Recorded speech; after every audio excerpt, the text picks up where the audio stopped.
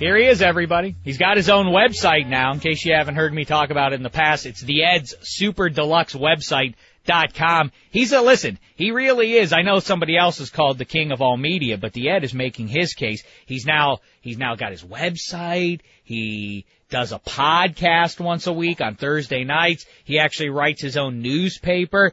Are you there, the Ed? Well, me, I'm right here. Yeah, well, I'm talking about you. Jump in here. I'm trying to promote all of your endeavors.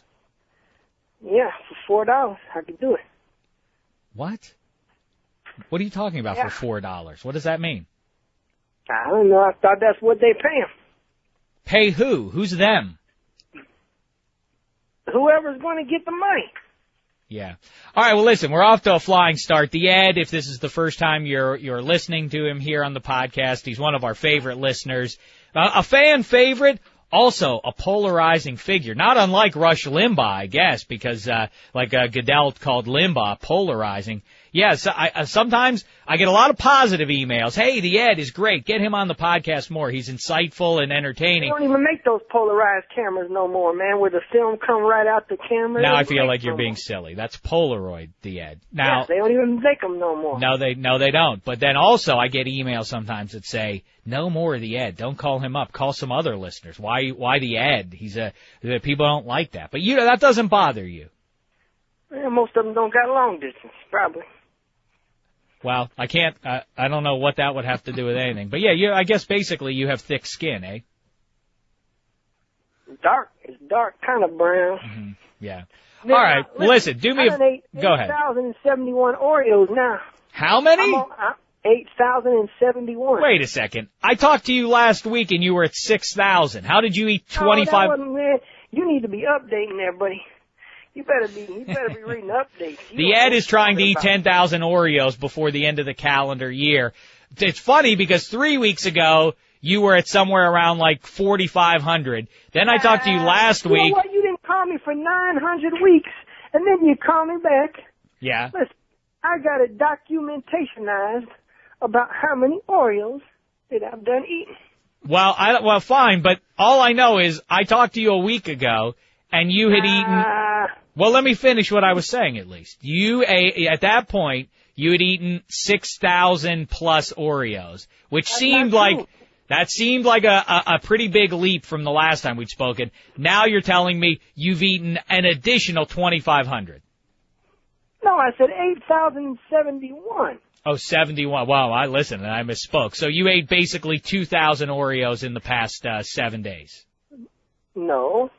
I eat 100 on Sundays and about 35 to 40 each day. Well, that wouldn't equal. Look on my Facebook page. Facebook. And you'll know. Yeah, you'll know. You'll see, because I get them all there, man. I didn't, listen, you don't know what you're talking about. All right, first of all, before we get into the pics here, why don't you go ahead. Oh, no, I am looking at your website there. There is a picture. It's got a thermometer, and it's heated up in red as it climbs up there. I don't think that's what did you say it was? Documentarized?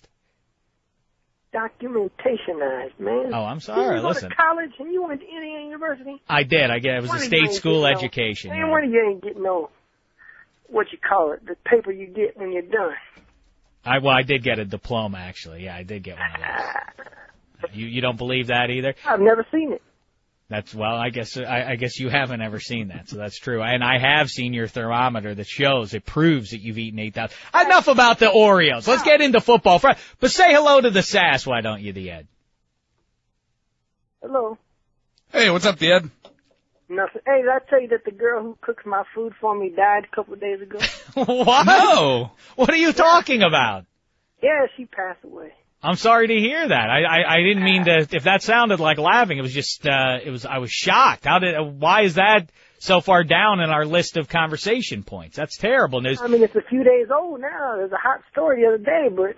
Well, but yeah, wait a second. About what was it? 6 weeks, 2 months ago, a woman started coming at you no longer live with your son. You now live with your friend Franklin. Yeah, but she was still always cooking food at my son's house, and I'd always go over there and get a plate and then walk it over. She'd just put tinfoil on a paper plate, sure, and I'd bring it over with my food. 'Cause I wasn't making no dirty dishes in my new house. I ain't running no dishwasher. All right, enough about the dishwasher. So this poor woman passed away. Yeah, she was taking a bath and never made it out. Wow, that's terrible news. Yep. Sorry to hear that. But that's what happens sometimes. Sometimes you don't make it. Sometimes you don't get out of the bathtub. I got on my red Texas Tech slippers. I don't care about your red Texas Tech slippers. We're talking about someone's passing, and that's what you're worried about? Well, she ain't even having no funeral out here. They got to ship her somewhere wherever she goes. All right, listen. I don't want to talk about this. Wasn't she young? I thought she was young, right? Nah, she was getting up there. She was 36. All right, listen. I don't know how we move on from this, so I'm just going to jump right into the games. So, all right, here we go. Serious conversation. Listen, I take it seriously, too, and I'm not talking about red slippers or anything like that. Instead, let's just get off of that. Let's talk about the first game on the slate here. I need your help, the sass. I'd like your help as well as I fill out my picks. I'm in Simmons's, there's like 18,000, 20,000, who knows, people signed up in his ESPN.com pigskin pick'em pool, and so I'm filling out my picks here. I had a bad week last week. 5 right. Oof. Only 5 right out of 14 games. So, all right, let's see if we can figure this out here. Cincinnati Bengals 4-1 at home against the Houston Texans. Bengals given 4.5. The easy pick here is obviously the Bengals. I'm going with the Texans at 2-3. I think they gave one, I don't want to say they gave it away, I guess, but, Chris Brown at the goal line down there in Arizona last week, they just about, pulled off the big comeback there. Bengals have looked great. They could be 5-0. I realize that, but, listen, at some point the Bengals have to cool off a little bit. Big win at Baltimore. I'm going to go with the Texans because if they go to 2-4, things are getting pretty dark for them at this point in the season. If they get to 2-4, their playoff hopes are in some serious jeopardy. Well, it's a must-win. I don't want to say must-win on the 6th game, but it's pretty close. Why did you say the name Chris Brown with the Texans and the Bengals? Because Chris Brown was the goal line back for the Texans last week, and he didn't get into the end zone. I'm not talking about the Chris Brown I imagine you're thinking of, the Rihanna's ex-boyfriend. Yeah. No, we're not talking about that Chris Brown. Oh. Yeah, there are several guys on the face of the earth that bear the name Chris Brown. Yeah, there's a weatherman in Las Vegas named Chris Brown. Mm-hmm. Mm-hmm. That's where the ad is calling from, right? Or where we got you, in Las Vegas. That's where I'm at. Right, that's what I just said. All right, so who's your pick there, the ad? Well, let me look and see what my dice said.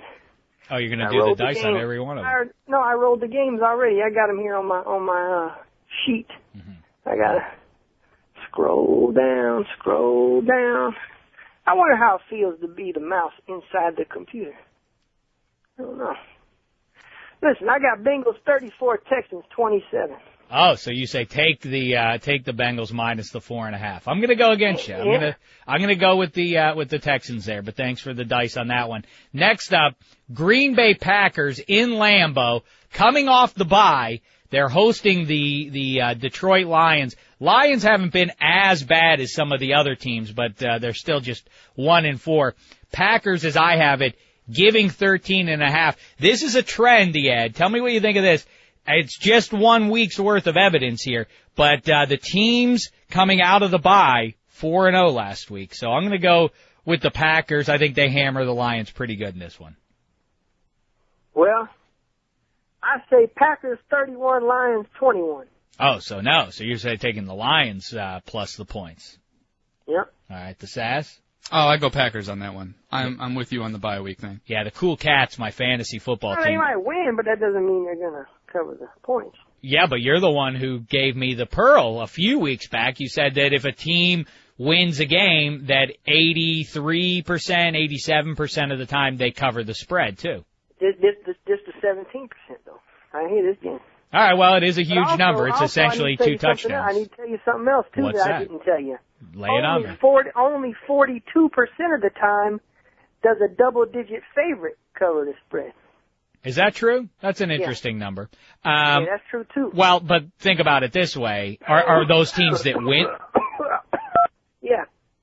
Are you all right? Yeah. Well, you were coughing, and then it was punctuated by a telephone number. Next up, Minnesota Vikings. This ought to be a good game.